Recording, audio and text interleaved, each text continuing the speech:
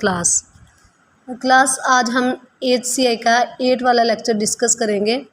तो ये lecture discuss करने से पहले हम प्रीवियस लेक्चर को थोड़ा सा देख लेते हैं कि हमने प्रीवियस लेक्चर में क्या क्या पढ़ा था।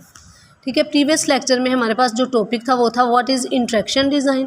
तो यूज़बिलिटी गोल, सबसे पहले हमने प्रीवियस लेक्चर में यूज़बिलिटी गोल्स को पढ़ा था। सही है।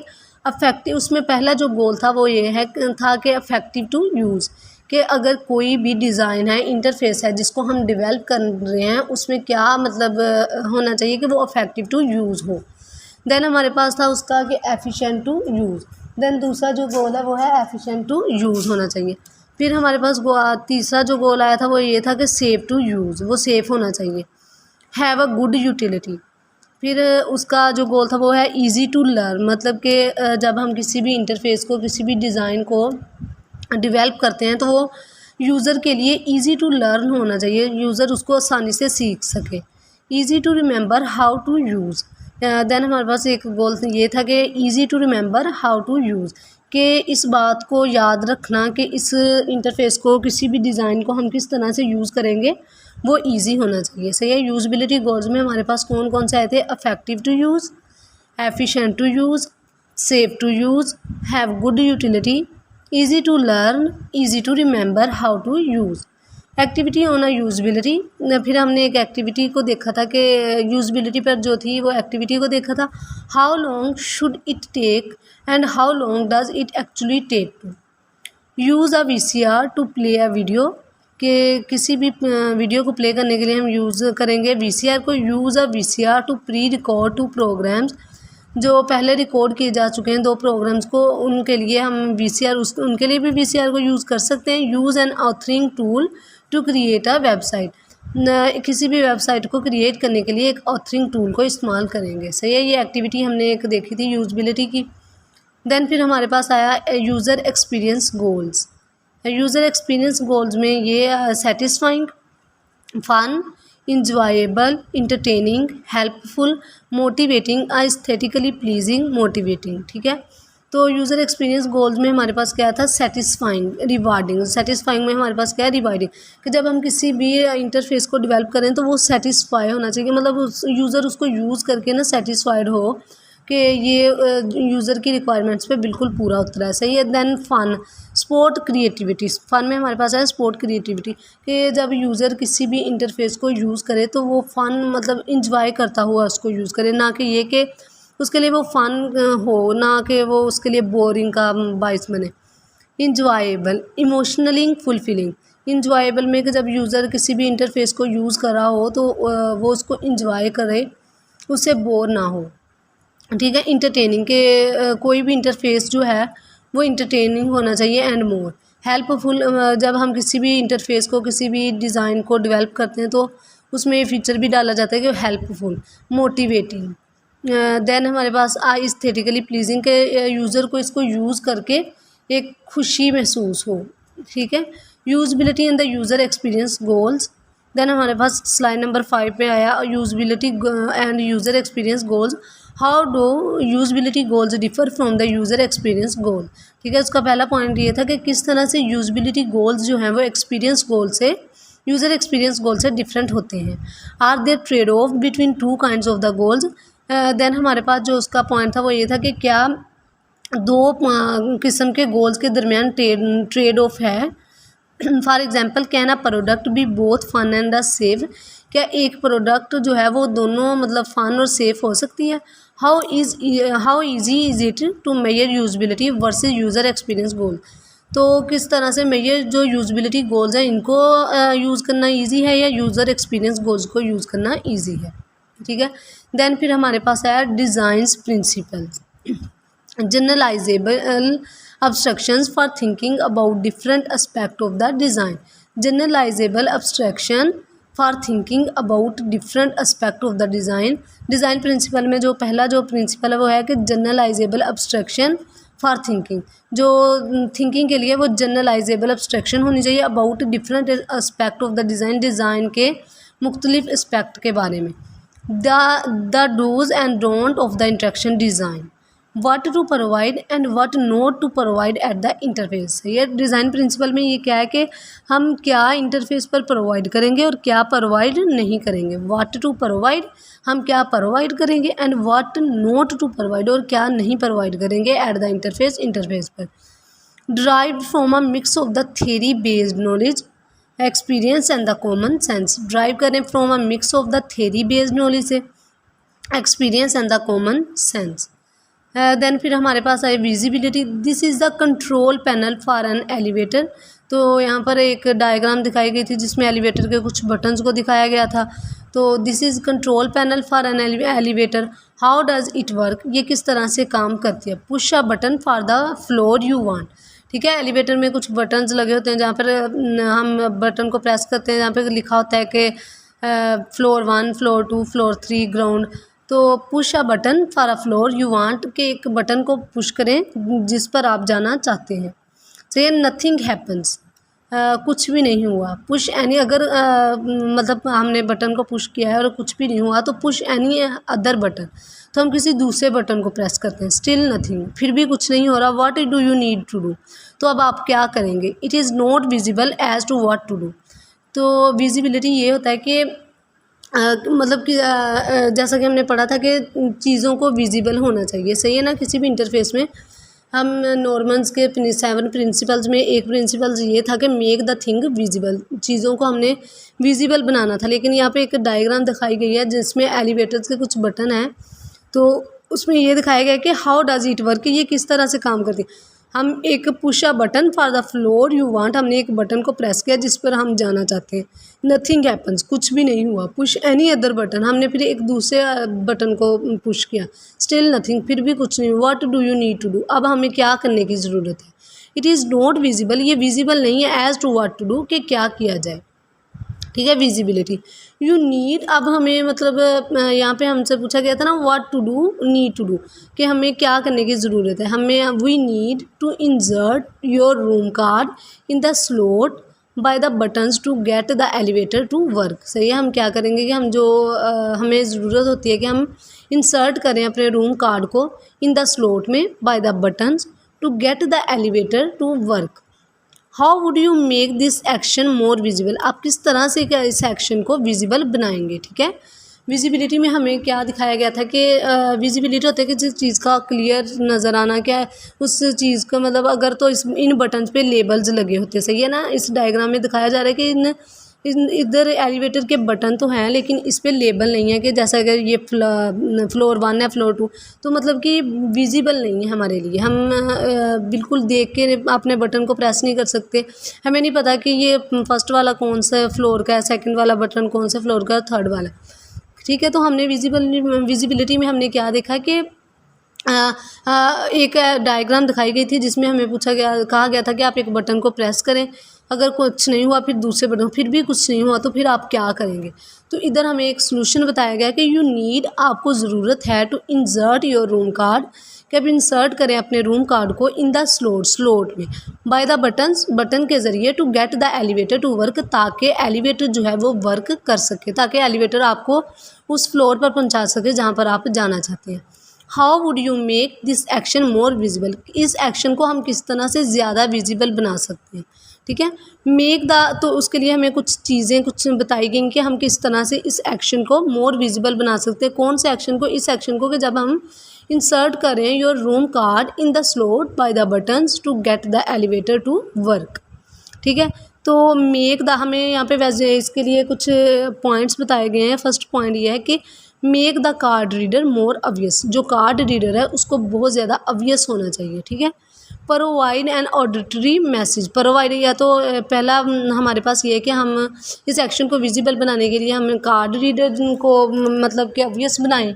सेकंड हमारे पास पॉइंट ये है कि प्रोवाइड एन ऑडिटरी मैसेज, हम एक ऑडिटरी मैसेज प्रोवाइड करें that says what to do, जो कि मतलब कि जो ये बात को कहे कि हमें क्या करना चाहिए। Which language, provide a big label next to the card reader that flashes when someone enters. सही है ना, कि अगर इसमें से सबसे पहला जो पॉइंट है वो ये है कि अगर हमने अपना कार्ड को इंसर्ट किया है किसी भी स्लॉट में by the buttons to get the elevator, तो हम इस एक्शन को मोर विजिबल किस तरह से बना सकते हैं।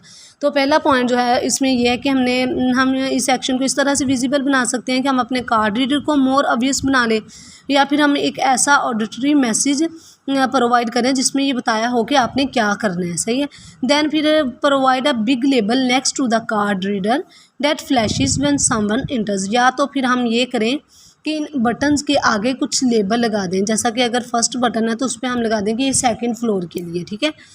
जो थर्ड है उस पर लगा दें ये फर्स्ट के लिए, और जो सेकंड है उस पर लिख दें सेकंड। तो इससे चीज़ें जो हैं वो विजिबल हो जाएंगी, यूज़र को इसको यूज़ करना ईजी हो जाएगा, कि फिर यूज़र के लिए ये मतलब विजिबिलिटी हो जाएगी कि वो आसानी से किसी भी जिस फ्लोर पर जाना चाहता है उस बटन को प्रेस कर देगा।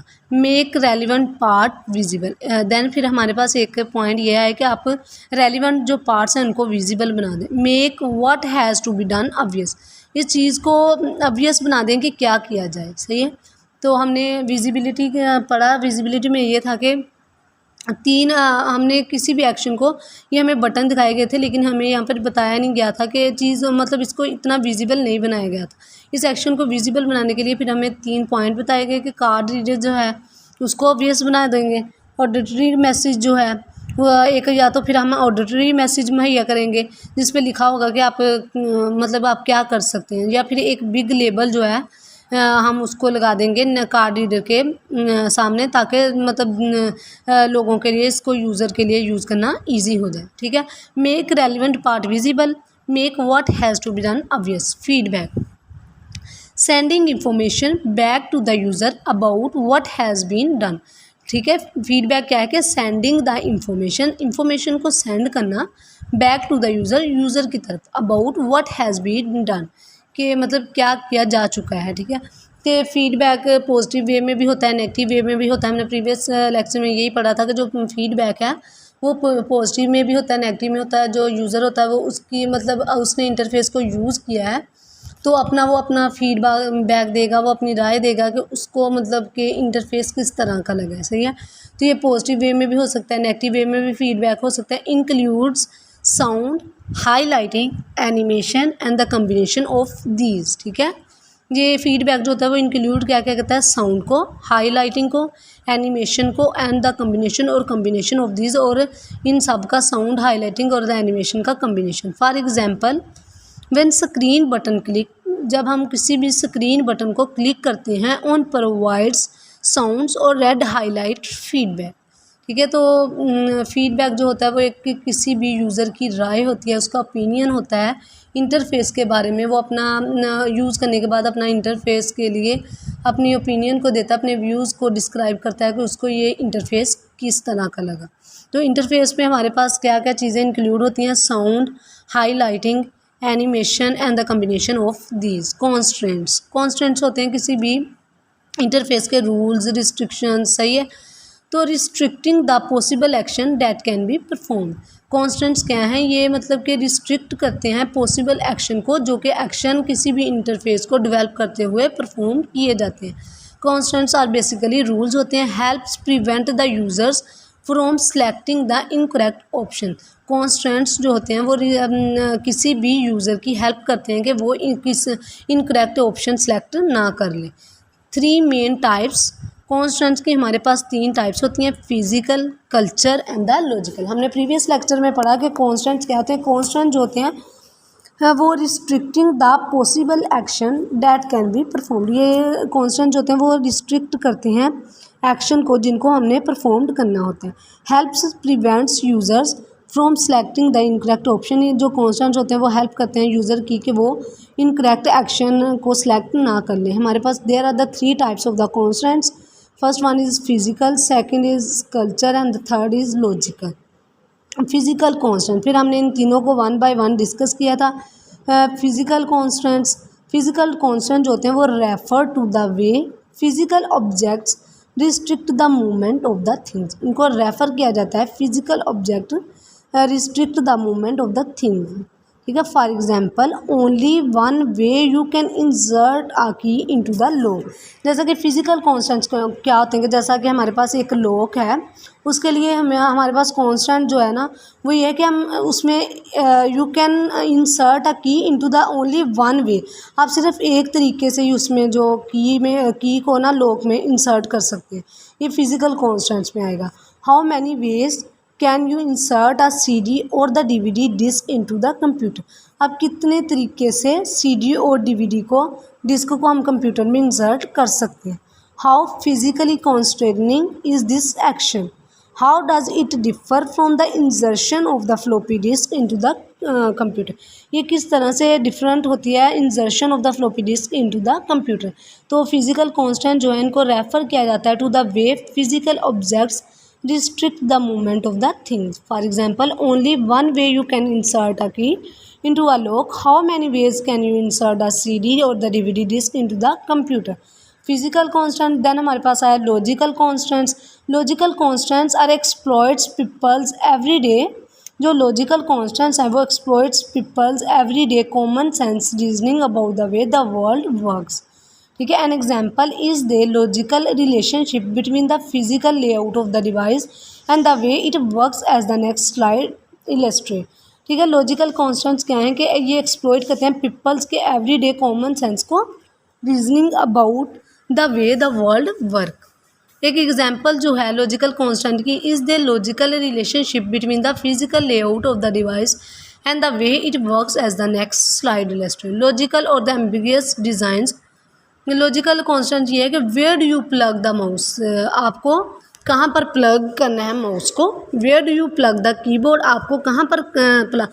या हमें एक इंटरफेस हमें एक डायग्राम दिखाई गई है जिसमें हमें कुछ बटन्स दिखाए गए हैं, इंडिकेटर दिखाए गए हैं, तो कनेक्टर दिखाए गए हैं। सही है। तो अब हमारे पास एक माउस है और एक हमारे पास कीबोर्ड है। सही है। तो हमने माउस को प्लग करना है, हमने कीबोर्ड को प्लग करना है। ठीक है। Where do you plug the mouse. हम माउस को कहाँ पर प्लग करेंगे हमें नहीं पता है। ठीक है। Where do you plug the keyboard. हम कीबोर्ड को कहाँ पर प्लग करेंगे हमें क्या पता है कि कौन सा कनेक्टर माउस का और कौन सा कीबोर्ड का। टॉप और the bottom connector. Top bottom पर या कनेक्टर पर। Do the colour coded icon helps.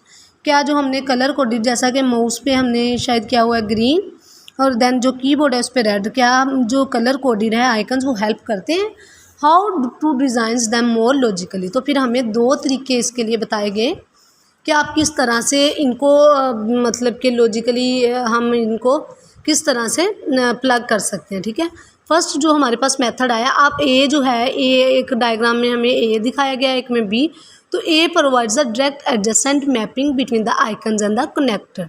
ठीक है। तो हमने क्या किया कि हमारे पास एक मेथड ये था कि हम जो माउस है और कीबोर्ड हम जो कनेक्टर है उनके सामने बना दें माउस की डायग्राम और कीबोर्ड की, ताकि हमें पता चल जाए कि हम यहाँ पर माउस को प्लग करेंगे और यहाँ पर कीबोर्ड को। ठीक है। देन बी जो प्रोवाइड्स कलर कोडिंग, जो बी है वो हमें प्रोवाइड्स करते हैं colour coding to associate the connectors with the label.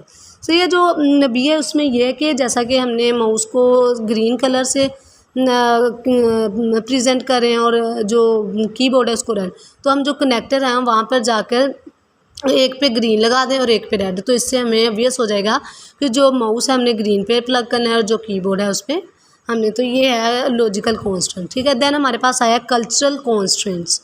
Learned arbitrary conventions like red triangle for one. ये लर्न करता है आर्बिट्रेरी कन्वेंशंस को, जैसा कि red triangles for the warning. जैसे कि जो रेड ट्राइंगल्स होती हैं वो किसके लिए इस्तेमाल होती हैं, वार्निंग के लिए। कैन बी यूनिवर्सल और कल्चरली स्पेसिफिक। ये यूनिवर्सल भी हो सकते हैं और कल्चरली स्पेसिफिक भी हो सकते हैं। विच आर द, फिर हमें कुछ डायग्राम्स दिखाई गई थी, वहाँ पर हमसे पूछा गया था कि कौन से यूनिवर्सल हैं और कौन से कल्चरल स्पेसिफिक हैं। देन फिर हमारे पास आया मैपिंग। ये रिलेशनशिप होता है between the controls and their movements and the result in the world. Mapping जो है एक रिलेशनशिप है कि इनके दरमियान, कंट्रोल्स के दरमियान, इनकी मूवमेंट्स के दरमियान and the results in the world और दुनिया में जो results. Why is this a poor mapping of the control button. ये जो नीचे फिर हमें एक मैपिंग दिखाई गई थी, वहाँ पे हमसे पूछा गया था कि ये एक बैड मैपिंग क्यों। Why is this better mapping. तो the control buttons are mapped better on to the sequence of the action of the fast rewind. ठीक है। Rewind, play and the fast forward. Then फिर activity on the mapping, हमें एक activity which controls go with rich ring, ठीक है। हमें एक interface दिखाया, डायग्राम दिखाई गई थी जहाँ पर हमें बर्नर्स दिखाए गए थे। तो हमें क्या मतलब कि हमसे पूछा गया था कि कौन से जो ABCD हमें ऑप्शन दिया गया था कि हम किस तरह से इन बर्नर्स को यूज़ कर सकते। देन फिर हमारे पास आया what is the user centre design. User centre design and approach to the UI development and the system development. User centre design जो होता है वो एक अप्रोच होती है to the UI development and the system development. Focuses on understanding user USD जो होता है user centre design USD is focuses on understanding users and their goals and the task and the environment। User जो centre design है वो focus करता है किस किस चीज़ पर, यूज़र्स पर, इनके गोल्स पर, इनके टास्क पर और इनके इन्वायरमेंट पर। Pay attention to these throughout the development. जब हम किसी भी यूज़र सेंटर डिज़ाइन को डेवलप करते हैं तो हमारे पास जो होता है हम इन सब पर पूरे मतलब डेवलपमेंट के दौरान हम इस पर अटेंशन देते हैं किन किन चीज़ों पर, यूज़र्स पर, इनके गोल्स पर, इनके टास्क पर एंड द इन्वायरमेंट और इनके इन्वायरमेंट पे। इन्वायरमेंट में हमारे पास क्या क्या चीज़ें आती हैं, फिजिकल, ऑर्गेनाइजेशनल, सोशल, ठीक है। What is the user centre design यानी कि UCD एक अप्रोच होती है to the UI development and the system development. ये फोकसेस करती है on the understanding the users, their goals, their task and the environment. वो किसी भी मतलब पूरे जो डेवलपमेंट के दौरान हम इन चीज़ों पर मतलब कि अटेंशन देते हैं। ISO ने user centre designs ISO 13047 describes the human user centre designs processes for the interactive system, ठीक है। तो principles of the human centre designs, human centre या यूज़र सेंटर डिज़ाइंस के कुछ प्रिंसिपल्स हमें बताए गए थे। Active involvement of the users, उसमें पहला प्रिंसिपल ये था कि जो यूज़र्स हैं उनकी जो इन्वॉल्वमेंट है वो एक्टिव होनी चाहिए, active involvement of the users. सही है। Appropriate allocation of the function between the user and the system. User और सिस्टम के दरमियान जो फंक्शन की एलोकेशन है वो अप्रोप्रिएट होनी चाहिए। Iteration of the design solution, design solution की आइट्रेशन यानी कि हम डिज़ाइन के सोल्यूशंस को बार बार रिपीट कर सकें। Multi disciplinary design streams, multi disciplinary design streams होनी चाहिए। इसके प्रिंसिपल्स में आता है ISO on user centre design, इसमें हमने कुछ एक्टिविटीज़ को डिस्कस किया था, ठीक है। तो essential activities in the human centre designs understand and specify the context of the use. इसकी जो पहली जो एक्टिविटी है वो ये है कि अंडरस्टैंड करना और स्पेसिफाई करना किस चीज़ को, कंटेक्स्ट ऑफ द यूज़ को, यूज़र के कंटेक्स्ट को हमने अंडरस्टैंड करना और स्पेसिफाई करना। देन फिर हमारे पास आया specify the user and the organisational requirement. हमने फिर क्या करना है कि यूज़र और जो ऑर्गेनाइजेशन है उसकी रिक्वायरमेंट को स्पेसिफाई करना। प्रोड्यूस द डिज़ाइन सोल्यूशन यानी कि prototyping. Evaluate the designs with users against the requirement. Evaluate करना डिज़ाइन को यूज़र अगेंस्ट करना, यूज़र के साथ अगेंस्ट द रिक्वायरमेंट, ठीक है। तो ये हमारे पास था। हमने ये प्रीवियस लेक्चर जो है लेक्चर नंबर 7 हमने ये चीज़ें डिस्कस की थी। आज हम डिस्कस करेंगे लेक्चर नंबर 8।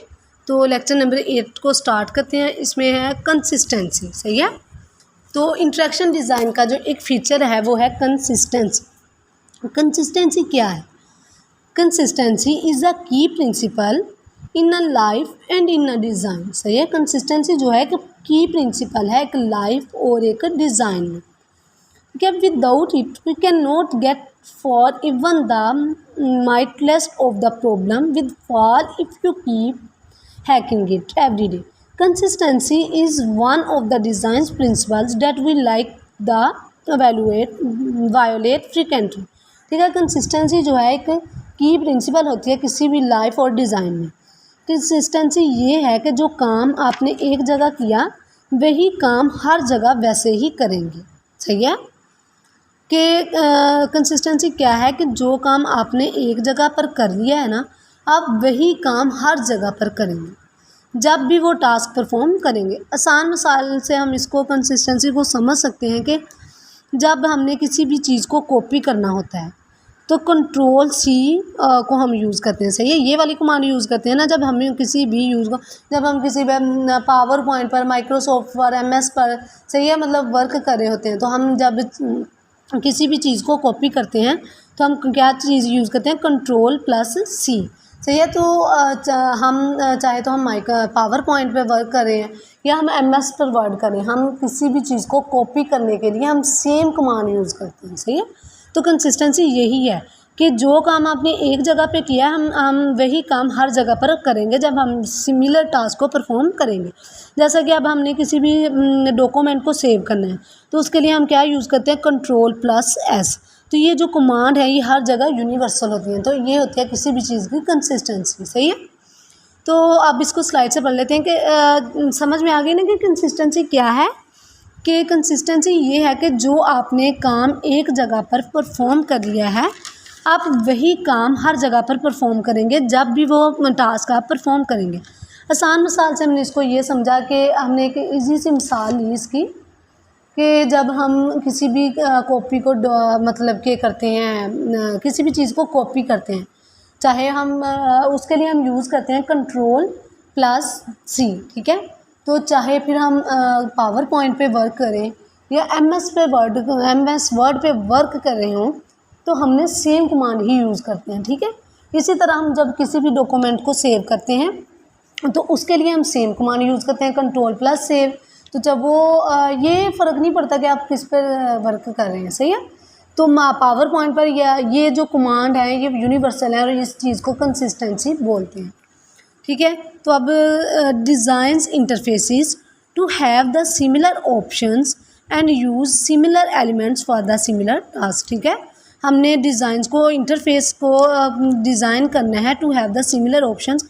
कि कंसिस्टेंसी क्या है कि हम किसी भी डिज़ाइन को जब इंटरफेस को डिज़ाइन करें तो हम सिमिलर ऑप्शंस को यूज़ करें। ठीक है। और use a similar elements for the similar task. और सिमिलर टास्क के लिए सिमिलर एलिमेंट्स ही यूज़ करें। जैसा कि हम अब ये तो नहीं ना कर सकते कि अगर हम पावर पॉइंट पर कंट्रोल प्लस C को कॉपी के लिए यूज़ करें तो हम उसको MS वर्ड पे आकर कंट्रोल प्लस P यूज़ करने से लग जाए तो ये कंसिस्टेंसी ना हुई। ये तो फिर मतलब कि कंसिस्टेंसी ये है कि जब हम किसी भी इंटरफेस को डिज़ाइन करें to have the similar operations, तो हमारे पास सिमिलर ऑपरेशंस हों एंड यूज़ सिमिलर एलिमेंट्स, और हम यूज़ करें similar elements for the similar task, और सिमिलर टास्क के लिए सिमिलर एलिमेंट्स ही यूज़ करें। फॉर एग्जांपल, मिसाल के तौर पर always use control key plus first initial of the commands for an operation like control plus C, control plus S, control plus O। जैसा कि मतलब पहले भी एग्जांपल से समझा दिया गया है कि जब हम कमांड्स यूज़ करते हैं किसी भी चीज़ को कॉपी करने के लिए तो हम करते हैं कंट्रोल प्लस की। सही है। तो फिर हम माइक्रोसॉफ्ट MS वर्ड पे वर्क करें या पावर पॉइंट पर वर्क करें तो हम सेम कमांड ही यूज़ करते हैं। इसी तरह जब हम किसी भी डॉक्यूमेंट को सेव करते हैं तो हम कंट्रोल प्लस S से यूज़ करते हैं, तो हम यही सेम कमांड यूज़ करते हैं क्योंकि ये कमांड सिर्फ यूनिवर्सल है और इनको यूज़र की मतलब अगर कंसिस्टेंसी ना होगी इंटरफेस में तो ये होगा कि मतलब अगर यूज़र के लिए ये हो कि वो कमांड अलग अलग याद रखें। सही है। अगर हम पावर पॉइंट पर काम कर रहे हैं तो उसके लिए हमारे पास अगर कंट्रोल प्लस C कॉपी के लिए तो MS पर कंट्रोल प्लस P हो, तो इस तरह यूज़र के लिए ना इन चीज़ों को याद रखना, रिमेंबर करना बड़ा मुश्किल हो जाता है। तो इसलिए किसी भी डिज़ाइन को इंटरफेस को डेवलप करते हुए हम उसमें एक कंसिस्टेंसी का फ़ीचर भी रखते हैं। सही है। Main benefit is consistent interfaces are easier to learn and the use. जो फिर कंसिस्टेंसी का मेन बेनिफिट ये होता है इंटरफेस में कि जो यूज़र के लिए इसको यूज़ करना और इसको लर्न करना बहुत ज़्यादा आसान है। सही है। जैसा कि पहले अभी मतलब बताया कि जब हम अब हमें पता है कि हमने कॉपी जब किसी भी चीज़ को करना है तो हम उसके लिए कंट्रोल प्लस C यूज़ करें। हम कहीं पर भी वर्क कर रहे हैं ना, चाहे हम माइक्रोसॉफ्ट MS वर्ड पे वर्क कर रहे हैं या फिर हम पावर पॉइंट पर वर्क करें तो हमने सेम कमांड ही यूज़ करनी है। ठीक है। तो ये main benefit is the consistent interfaces are easier to learn and the use. तो मेन बेनिफिट जो होता है वो कंसिस्टेंट इंटरफेसेस का वो ये होता है कि ये ईजियर टू लर्न है और यूज़ है। ठीक है। इनको यूज़ करना और इनको लर्न करना बहुत ज़्यादा ईजी होता है। देन फिर नेक्स्ट स्लाइड हमारे पास आई है, व्हेन कंसिस्टेंसी ब्रेक डाउन। जब कंसिस्टेंसी किसी भी इंटरफेस में ना रखा जाए तो फिर क्या होता है, ठीक है। जब हम किसी भी इंटरफेस में कंसिस्टेंसी नहीं रखेंगे तो हमारे साथ क्या होगा, what happens if there is more than one command starting with the same letter, ठीक है। व्हाट हैपन्स क्या होगा if there is more than one command, अगर एक से ज़्यादा कमांड स्टार्ट हो विद द सेम लेटर, इस सेम लेटर से। For example save, spelling, select, style, ठीक है ना। तो ये कंसिस्टेंसी तो ना हुई ना, तो ये यूज़र के लिए तो डिफ़िकल्ट हो जाएगा इनको याद रखना। तो यहाँ पे पूछा जा रहा है कि क्या होगा अगर एक कमांड एक जैसे लेटर से स्टार्ट हो, जैसा कि save, spelling, select, style. Have to find other, तो इसके सोल्यूशन में हम क्या करेंगे कि have to find other initials और the combination of the key. तो हमें क्या करना चाहिए कि हम फाइंड करें दूसरे इनिशियल्स को और combine combination of the keys, thereby breaking the consistency rule, जैसा कि control plus S, control plus S P, control plus shift plus L, increasing learning the burden on the users, making them more prone to the error, ठीक है। Consistency जब break down हो जाती है तो क्या होता है कि यूज़र जो है, जैसा कि मतलब कि हम हमें पता है अब कि कंट्रोल प्लस एस या कंट्रोल प्लस पी जो है वो प्रिंट के लिए हम यूज़ कर रहे हैं, ठीक है ना। तो अगर हम पावर पॉइंट पर कंट्रोल प्लस पी जो है वो प्रिंट के लिए यूज़ करें, इधर आके हम कह दें कि MS वर्ड पे कि हम जो कंट्रोल प्लस पी है उसको हम किसी और मतलब के जैसा कि कह लें कि हम किसी भी डॉक्यूमेंट को सेव करने के लिए यूज़ करेंगे, तो ये फिर यूज़र के लिए यूज़र पर बर्डन को बढ़ा दिया जाता है। यहाँ पर ये बात की जा रही है कि increases the learning burden on the user. तो इस तरह यूज़र पर ज़्यादा बर्डन पड़ जाता है कि वो ज़्यादा कमांड्स को यूज़ करे, ये यूज़र के लिए बहुत ज़्यादा डिफ़िकल्ट चीज़ें हो जाती हैं, सही है ना। तो इस तरह यूज़र पर बर्डन ज़्यादा हो जाता है। तो increases the learning burden on the user, जब यूज़र पर इंक्रीजिंग लर्निंग बर्डन जो है वो इंक्रीज़ हो जाएगा तो ये क्या होगा कि making them more prone to the error, तो जो एरर के चांसेस हैं वो ज़्यादा हो जाएंगे, ठीक है। जब यूज़र पर लर्निंग का बर्डन ज़्यादा हो जाएगा, जब उसको माइक्रो पावर पॉइंट के लिए कमांड्स अलग याद रखनी पड़ेंगी और MS वर्ड के लिए अलग याद रखनी पड़ेंगी, तो उस पर जो है वो लर्निंग बर्डन बढ़ जाएगा। तो इससे क्या होगा, लर्निंग बर्डन यूज़र पर बढ़ने से हमारे पास ये होगा कि जो एरर के चांसेस हैं वो बढ़ जाएंगे, ठीक है। व्हेन कंसिस्टेंसी ब्रेक डाउन, तो what happens if there is more than one command starting with the same letter, for example save, spelling, select, style, have to find other initials or the combinations of the keys, thereby breaking the consistency rule. For example control plus S, control plus SP, control plus shift plus L increases the learning burden on the users, making them more prone to the error. Then फिर हमारे पास next slide है internal and the external consistency, सही है। तो हमने consistency पढ़ी। Consistency क्या है कि design the interfaces to have the similar operations and use the similar elements for the similar task. हम इंटरफेस को इस तरह से डिज़ाइन करें कि हमारे पास सिमिलर ऑपरेशन हो और हम सिमिलर टास्क के लिए सिमिलर एलिमेंट्स को ही यूज़ करें। तो हमारे पास अब कंसिस्टेंसी की दो टाइप्स हैं, internal consistency and the external consistency. Internal consistency क्या है कि इंटरनल फीचर्स में कंसिस्टेंसी को रखना, और एक्सटर्नल फीचर क्या है, जैसा कि उसकी लेआउट किसी भी इंटरफेस के लेआउट में कंसिस्टेंसी को बरकरार रखना, ठीक है। Internal and the external consistency are the two type of the consistency. First one is internal consistency. Internal consistency refers to designing operations to behave the same within an application, ठीक है। Internal consistency क्या है कि इसको designing operation के लिए refer किया जाता है, टू बिहेव करने के लिए same with in an application, ठीक है, एक एप्लीकेशन के साथ सेम बिहेव करने के लिए। Difficult to achieve with complex interfaces, जो हमारे पास इंटरनल कंसिस्टेंसी है ना, इसको डिफ़िकल्ट होती है अचीव करना, इसको डिफ़िकल्ट होता है अचीव करना कॉम्प्लेक्स इंटरफेसेस के साथ। एक्सटर्नल कंसिस्टेंसी जो है वो हमारे पास है refers to designing the operations interfaces to be the same across the application and the devices, ठीक है। जो एक्सटर्नल कंसिस्टेंसी है इसको हम रेफ़र करते हैं टू द डिज़ाइनिंग ऑपरेशन में, to be the same across application, इसको कि ये सेम रहे एप्लीकेशन और डिवाइसेस के अक्रॉस, ठीक है। वेरी रेयरली द केस, जो एक्सटर्नल कंसिस्टेंसी होती है हमारे पास वो काफ़ी मतलब कम रेयरली केसेस में होती है।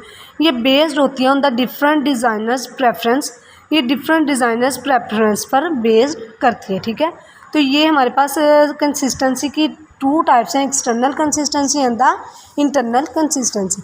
फिर हमारे पास नेक्स्ट स्लाइड में हमें की पैड नंबर्स लेआउट दिखाया गया है, a case of the external inconsistency, phones remotes control. ठीक है, तो जो हमारे पास होता है ना एक्सटर्नल कंसिस्टेंसी लाइक मतलब जैसा कि आप रिमोट ले लें या फ़ोन ले लें, उसमें हम जो की पैड लेआउट रखते हैं सब में सेम होता है। सही है कि ये नहीं है कि अगर मतलब कि अगर हम किसी एलईडी का रिमोट यूज़ करें तो उनके सब के जो बटन्स हैं वो एक ही तरीके से होते हैं, जैसा कि वो नीचे से स्टार्ट होते हैं 0 से और 1 2 3 सॉरी ऊपर से स्टार्ट होते हैं 1 2 3 से 4 5 6। और ये फ़ोन और रिमोट कंट्रोल में ये जो कीपैड नंबर्स लेआउट है वो सेम होता है हर किस्म के फ़ोन्स रिमोट कंट्रोल में।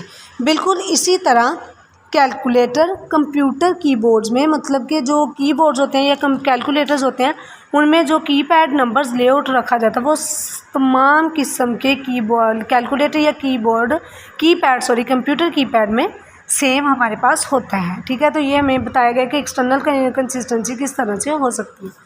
देन फिर हमारे पास आया अफोर्डेंस। अफोर्डेंस क्या है?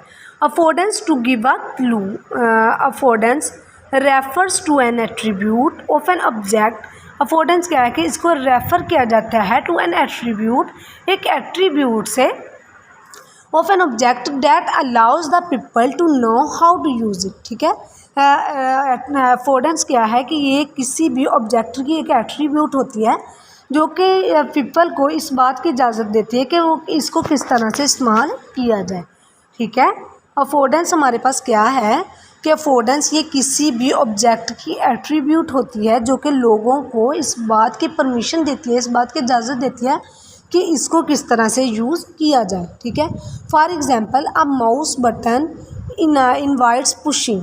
माउस बटन जो है उसकी अफोर्डेंस क्या है कि ये पुशिंग, और डोर हैंडल अफोर्ड्स पुलिंग, और जो डोर हैंडल है उसकी अफोर्डेंस क्या है? पुशिंग। ठीक है, तो अफोर्डेंस हमारे पास क्या है कि ये गिव है clue, to give a clue refers to an attribute of an object that allows the people to know how to use it. ठीक है, तो रेफ़र करती है एट्रीब्यूट ऑफ एन ऑब्जेक्ट, ये किसी भी ऑब्जेक्ट का एक ऐसा एट्रीब्यूट है जो कि अलाउ करता है कि लोगों को अलाउ करता है कि इसको किस तरह से यूज़ किया जाए। जैसा कि माउस है तो माउस की अफोर्डेंस क्या है कि माउस इनवाइट करता है कि उसको पुश किया जाए। बिल्कुल इसी तरह जो डोर हैंडल है वो अफोर्ड करता है पुलिंग, कि उसको पुल किया जाए। Norman's 1988 used a term to discuss the designs of the everyday object. Norman जो है 1988 में उसने अफोर्डेंस की टर्म को यूज़ किया क्या करने के लिए? Discuss the designs of the everyday object. Everyday जो ऑब्जेक्ट्स हैं उनके डिज़ाइन को डिस्कस करने के लिए नॉर्मन्स ने अफोर्डेंस को, ठीक है, यूज़ किया। जैसा कि एवरीडे ऑब्जेक्ट्स में आ जाता है टी मग। ठीक है, तो जो मग है वो अफोर्ड क्या करता है कि उसको ग्रैस्पिंग, के उसको पकड़ा जाए। बिल्कुल इसी तरह जो बटन्स हैं हमारे पास तो वो क्या अफोर्ड क्या करते हैं? उनको पुश किया जाए। इसी तरह जो एवरीडे ऑब्जेक्ट में हमारे पास डोर भी आ जाता है वो क्या करता है? Handle afford pulling. तो नॉर्मन्स ने इस अफोर्डेंस की स्टर्म को यूज़ किया एवरीडे ऑब्जेक्ट डिज़ाइन को डिस्कस करने के लिए। Since has been much popularised in interaction designs to discuss how to design the interface object. ठीक है, तो ये बहुत ज़्यादा पॉपुलराइज्ड हो गई किसी भी इंटरेक्शन डिज़ाइन में डिस्कस करने के लिए कि किस तरह हम किसी भी डिज़ाइन इंटरफेस को हम ऑब्जेक्ट इंटरफेस को डिज़ाइन कर सकते हैं। ठीक है, ये अफोर्डेंस जो है हमारे पास वो इंटरेक्शन डिज़ाइन में बहुत ज़्यादा पॉपुलराइज्ड हो चुकी है। To discuss how to design interface object, for example scroll bars to afford moving up and down, icons to afford clicking over. जो स्क्रॉल बार हमारे पास होते हैं वो अफोर्ड करते हैं मूविंग अप एंड डाउन, कि उनको हम मूव करते हैं। ठीक है, उसकी उनके अफोर्डेंस क्या है कि उनको मूव किया जाता है अप एंड डाउन, और जो आइकन्स होते हैं टू अफोर्ड क्लिकिंग और इवन डबल क्लिकिंग।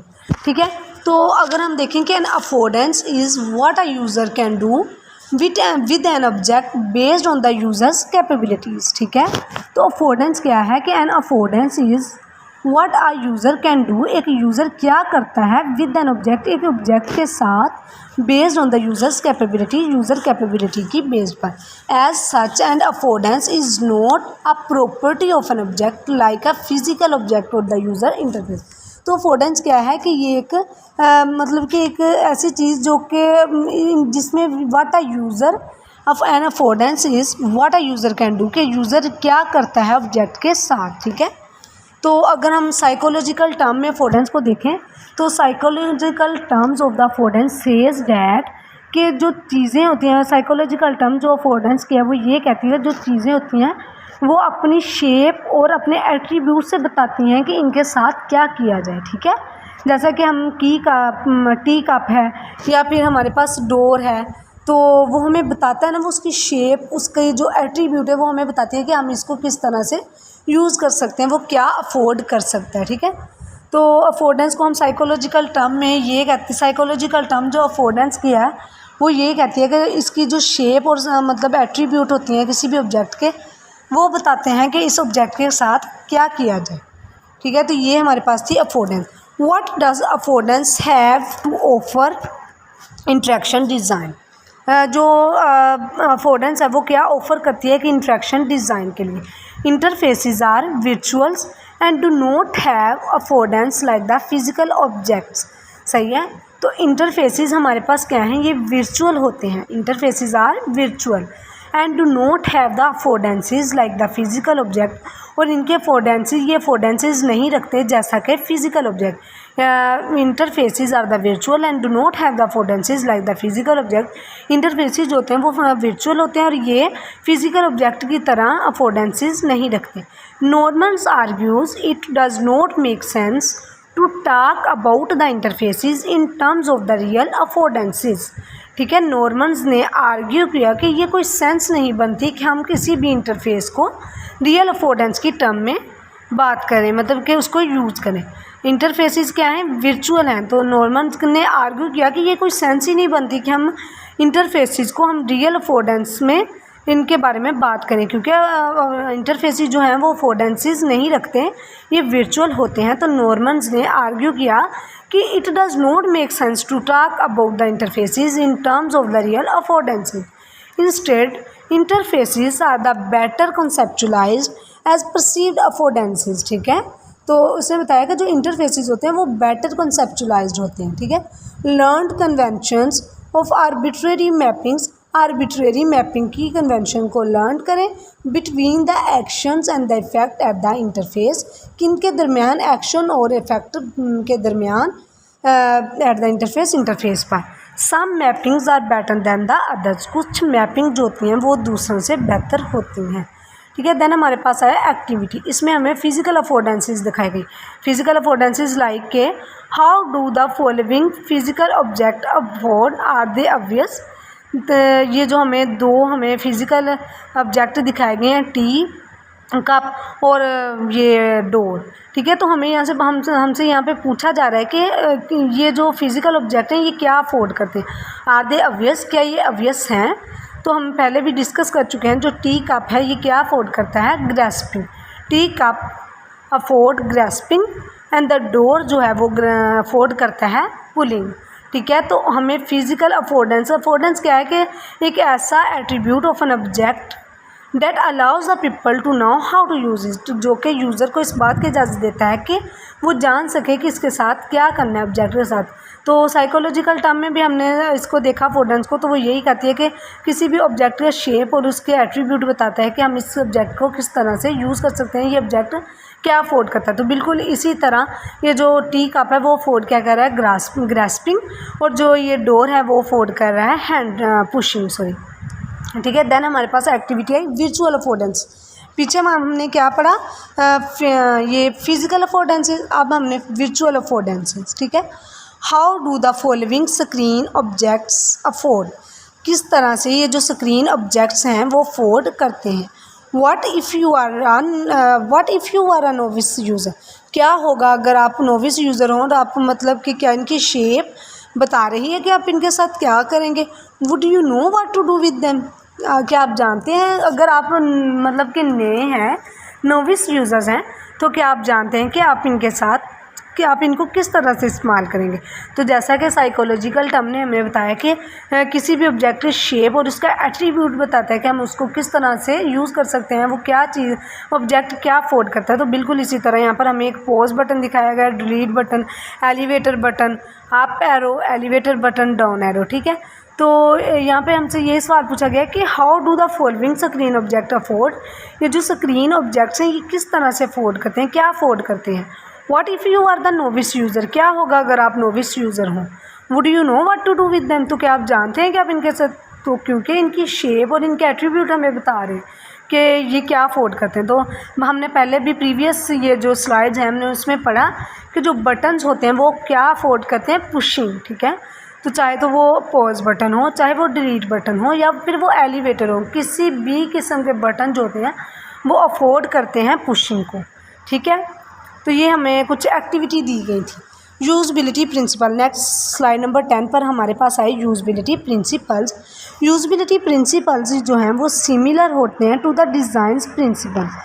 ये जो यूज़बिलिटी प्रिंसिपल्स हैं वो किसके तरह के होते हैं, ये डिज़ाइन प्रिंसिपल्स की तरह के होते हैं, एक्सेप्ट मोर पर्सपेक्टिव। इसमें फ़र्क सिर्फ ये है कि जो यूज़बिलिटी प्रिंसिपल्स होते हैं ये बहुत ज़्यादा पर्सपेक्टिव होते हैं, ठीक है। Usability principles are similar to the design principles except more perspective. इसमें फ़र्क सिर्फ ये है कि ये बहुत ज़्यादा पर्सपेक्टिव होते हैं। Used mainly as a basis for evaluating system. Usability principle जो हैं वो यूज़ होते हैं mainly as the basis for the evaluating system, ठीक है। इनको हम एज अ बेसिस के तौर पर यूज़ करते हैं किसी भी एवेल्युएटिंग सिस्टम के लिए, ठीक है। देन हमारे पास आया used provide a framework for a heuristic evaluation.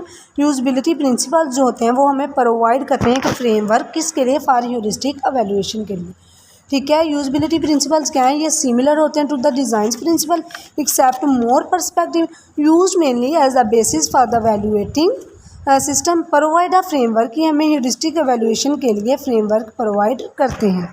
Then हमारे पास यूज़बिलिटी प्रिंसिपल्स निल्सन 2001। तो हमारे पास निल्सन के कुछ प्रिंसिपल्स आए। विजिबिलिटी, फर्स्ट इसका प्रिंसिपल ये था कि visibility of the system status, system status की visibility, match between the system and the real world, system और रियल वर्ल्ड के दरमियान मैच होना, ठीक है, ये इसका प्रिंसिपल है। User control and the freedom, user control और the freedom, consistency and the standard, ठीक है। यूज़बिलिटी प्रिंसिपल का 4 प्रिंसिपल्स कौन सा है, consistency and the standard, help users recognise, diagnose and recover from the errors, help करते हैं यूज़र की रिकॉग्नाइज करने के लिए, डायग्नाइज और रिकवर करने के लिए error prevention, recognition rather than the recall, recall की बजाय रिकॉग्निशन होती है। Flexibility and the efficiency of the use, ये है इसका एक aesthetic and the minimalistic design, help and the documentation, ठीक है। तो देन हमारे पास आया what is the user centre design, जैसा कि हमने ये प्रीवियस लेक्चर में भी डिस्कस किया था कि यूज़र सेंटर डिज़ाइन क्या है। User centre design USD is iterative design process. USD design जो है एक आइटरेटिव डिज़ाइन प्रोसेस है in which designers focus on the users and their needs in each phase of the design process, ठीक है। USD यानी कि user centre design जो है हमारे पास यूसीडी जो है हमारे पास, वो हमारे पास क्या है कि ये एक सेंटर डिज़ाइन है। यूज़र सेंटर डिज़ाइन क्या है हमारे पास, एक आइटरेटिव डिज़ाइन प्रोसेस है इन विच डिज़ाइनर्स फोकस, यहाँ पर डिज़ाइनर जो हैं वो फोकस करते हैं ऑन द यूज़र्स पर एंड दे नीड्स, और इनकी नीड्स पर, in each phase of the design process के हर फेज़ में। In user centre designs teams involve the users throughout the design process, ठीक है। जो डिज़ाइन यूज़र सेंटर डिज़ाइन होता है उसमें क्या होता है कि जो टीम्स होती हैं वो इन्वॉल्व करते हैं यूज़र को। यूज़र सेंटर डिज़ाइन में सेंटर जो होता है सेंट्रल करैक्टर जो होता है वो हमारे पास यूज़र होता है, ठीक है। यूज़र को हम सेंटर में रखते हैं, किसी भी इंटरफेस को डिज़ाइन करते हुए हम यूज़र को सेंटर में रखते हैं, इससे फ़ौरन फीडबैक लेते जाते हैं, इमीडिएटली फीडबैक, ठीक है। यूज़र सेंटर डिज़ाइन में क्या होता है कि यूज़र को हम सेंटर में रखते हैं कि ये एक सेंट्रल हमारा करैक्टर होता है। ये एक ऐसा मतलब आइटरेटिव डिज़ाइन है जहाँ पर डिज़ाइनर जो होते हैं वो फोकस करते हैं किस चीज़ पर, यूज़र पर और उनकी नीड्स पर, ठीक है। एंड अप्रोच, एक approach to a UI development and the system development, ये एक अप्रोच है टू द यूआई डेवलपमेंट और the system development. Focuses on understanding, ये फोकस करते हैं अंडरस्टैंडिंग, किन किन चीज़ को अंडरस्टैंड करने के लिए, यूज़र्स को, their goals and the task and the environment, physical, organizational and the social. Pay attention to these throughout the development. User centre design में पूरे डेवलपमेंट के दौरान किन चीज़ों पर अटेंशन दी जाती है, यूज़र्स पर, उनके गोल्स पर, उनके टास्क पर और इनके इन्वायरमेंट पर। ISO on the user centre design, ठीक है। दैन फिर हमने इसके प्रिंसिपल्स हैं of the human centre design. इसके प्रिंसिपल्स में हमारे पास है active involvement of the user, user की जो है इन्वॉल्वमेंट वो एक्टिव होनी चाहिए। Appropriate allocation of the function between the user and the system, iterative of the design solution, multi disciplinary design stream, ठीक है। दैन फिर हमारे पास कुछ एसेंशियल एक्टिविटीज़ हैं ह्यूमन सेंटर डिज़ाइंस की, उसमें यह कि हम अंडरस्टैंड करें एंड स्पेसिफाई करें कंटेक्स्ट ऑफ द यूज़ को, स्पेसिफाई करें यूज़र और ऑर्गेनाइजेशनल रिक्वायरमेंट्स, यूज़र और ऑर्गेनाइजेशन की रिक्वायरमेंट को स्पेसिफाई करें, प्रोड्यूस करें डिज़ाइन सोल्यूशन को यानी कि प्रोटोटाइपिंग, एवेल्युएट करें डिज़ाइन को यूज़र के साथ with users against the requirement, कि हम यूज़र के साथ डिज़ाइन को एवेल्युएट करें अगेंस्ट द रिक्वायरमेंट। ये था हमारे पास लेक्चर नंबर 8 ऑफ ACI।